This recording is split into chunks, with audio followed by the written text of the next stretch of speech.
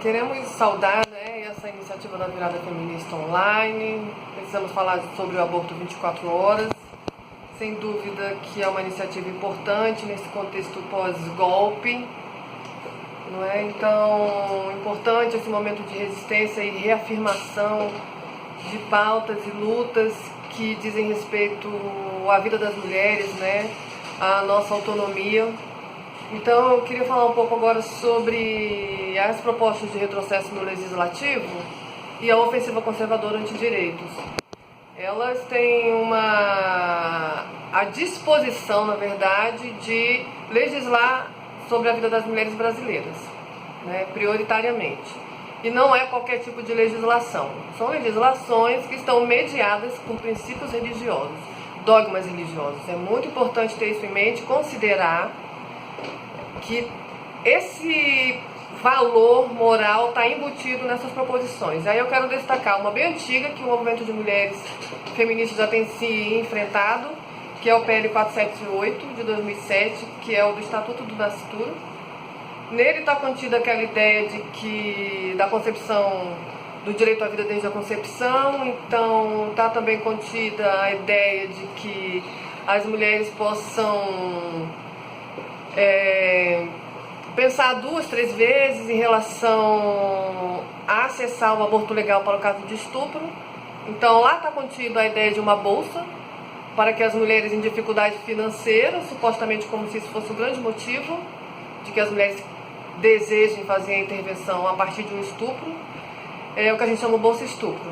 Além disso, uma vez reconhecido o estuprador, ele vai ter que assinar a certidão. Então é também o que a gente chama de que não vamos aceitar o estuprador na certidão, né? Inclusive.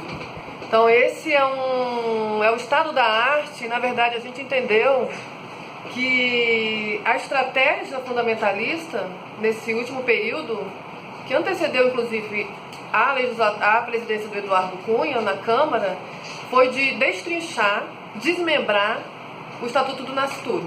Então a gente tem uma PEC exclusiva que fala sobre o direito à vida desde a concepção, que é de autoria dele, né? Então é uma mudança dentro da Constituição brasileira. Nós temos o PL 5069, que é grave, porque ele, além de criminalizar as intervenções, não é, voluntárias de gravidez já regulamentadas e aprovadas em lei, né, pelo Supremo Tribunal Federal, ele também, que é o caso dos fetos anencéfalos e de risco à morte, né, de morte para as mulheres e estupro, ele também vai criminalizar os profissionais de saúde que atenderem as mulheres sem o boletim de ocorrência.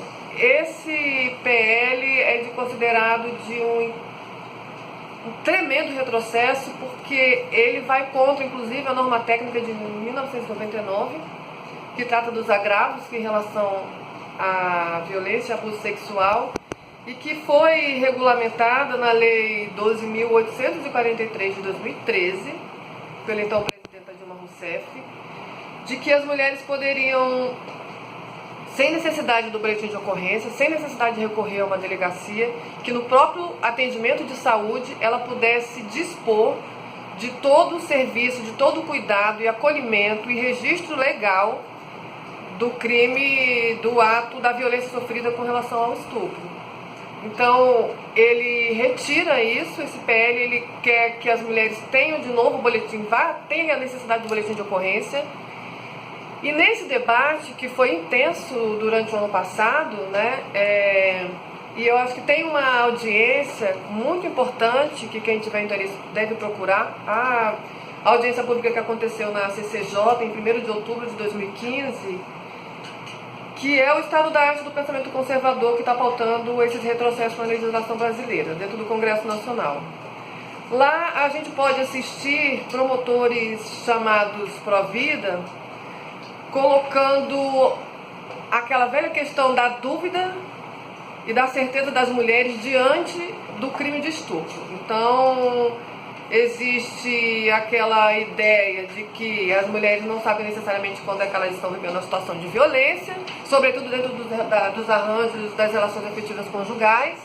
As mulheres não têm muita certeza, a gente sempre tem dúvida, não é? Então, nessa audiência, o que incorre, sobretudo, naquilo que é o que tem acontecido hoje nos casos de estupro que a gente tem visto no Brasil.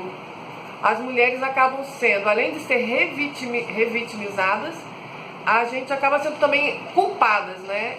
Então, a culpa, o medo, a dúvida, todo julgamento moral e de valor sobre nossa conduta em relação ao estupro está contido nessas ideias que vêm no bojo desses PLs. Nessa audiência, é uma audiência clássica, emblemática.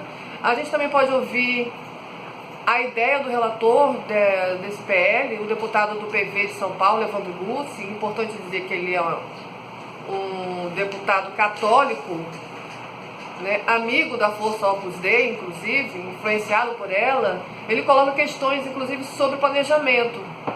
Ele diz que não consegue conceber como as mulheres podem planejar sua saúde reprodutiva. Como é que nós podemos fazer um planejamento da vida de um outro ser que é transcendente? Essa é uma frase dele. Então, quando você pensa que você não pode prover o planejamento, a sua gravidez, porque existe um outro ser transcendente, o ser transcendente que a gente pode entender é um ser transcendente que está mediado por um valor, um princípio religioso. Então, é aquela velha história de que a gente tem também ouvido e argumentado e debatido de que a pílula, a anticoncepção de emergência é considerada abortiva por esses segmentos.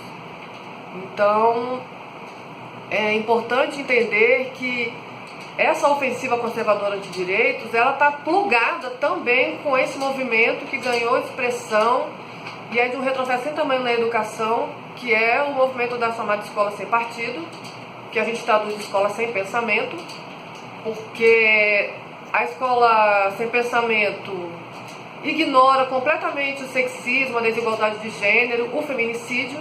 Então não quer enfrentar os debates sobre a educação diferenciada de meninos e meninas, entre homens e mulheres, não coloca em questão o sexismo da sociedade brasileira e, obviamente, que vai atuar para fortalecer e continuar com todo isso que a gente vive, que é chamada cultura do estupro, né? Então, quando você não vai enfrentar isso na educação básica, a gente está atuando para perpetuar a manutenção da cultura do estupro, dos altos índices de feminicídio, que no nosso entendimento, o primeiro lugar de enfrentamento desses problemas, desse drama que concorre para a morte das mulheres, é na educação. Certamente que aumento das penas, a criminalização é importante, mas sem combater o padrão cultural hegemônico, machista, misógino, patriarcal, que está por trás desses crimes e que está contido dentro dessas propostas de lei, a gente não vai avançar.